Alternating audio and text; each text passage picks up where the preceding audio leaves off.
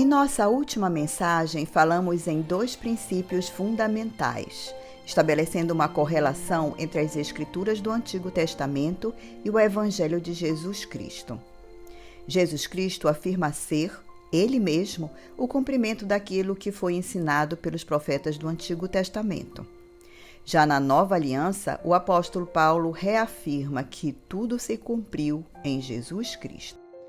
Pois quantos forem as promessas feitas por Deus, tantas tem em Cristo o sim.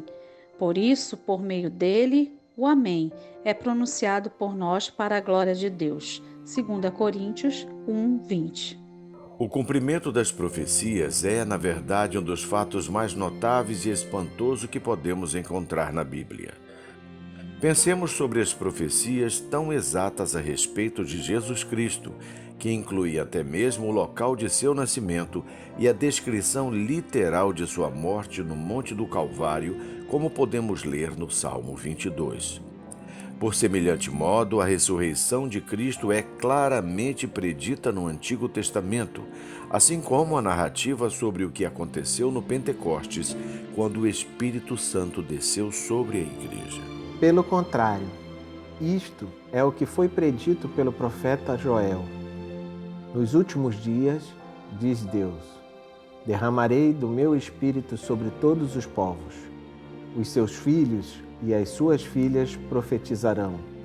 Os jovens terão visões. Os velhos terão sonhos. Atos 2, 16 e 17.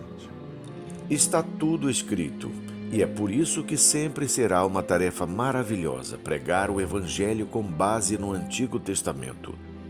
Nunca deveríamos sentir que o novo fez o velho desnecessário. Foi o próprio Espírito Santo que orientou a igreja primitiva a incorporar as Escrituras do Antigo Testamento. Embora eternamente superior à lei por ser o próprio Filho de Deus, Jesus veio e nasceu sujeito à lei como alguém que estivesse na obrigação de cumpri-la. Essa foi a razão por que ele pôde dizer no final de sua vida que ninguém poderia detectar nele qualquer pecado, que ninguém poderia provar contra ele qualquer acusação. O que aconteceu na cruz é que nosso Senhor e Salvador Jesus Cristo, o Filho de Deus, recebeu em seu próprio corpo a penalidade prescrita pela lei de Deus. A lei foi cumprida em Jesus Cristo. O castigo contra o pecado foi devidamente executado. O castigo pelo pecado é a morte, e foi por essa razão que Cristo morreu. Deus dissera que o pecado tem que ser punido por meio da morte, e você e eu só podemos ser perdoados porque o castigo contra o pecado foi devidamente aplicado em Cristo Jesus. Jesus Cristo é o sumo sacerdote. Ele é a oferenda. Ele é o holocausto. E ele apresentou seu próprio sangue no céu de maneira tal que todo o cerimonial da lei teve cumprimento em sua pessoa.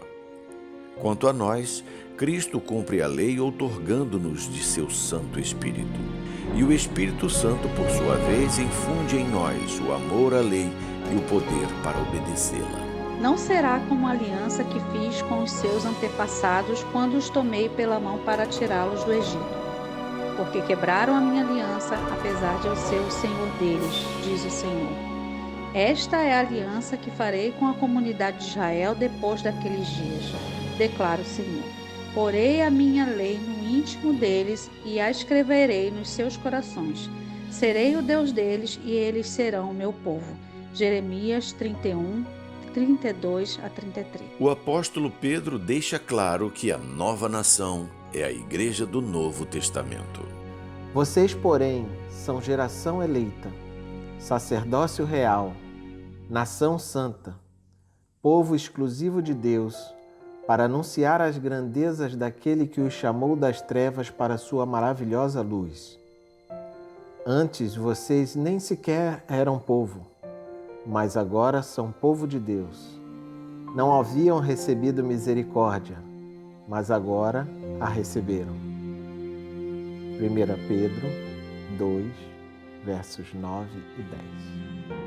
O crente não está sob a lei, e a sua salvação independe de sua observância à lei.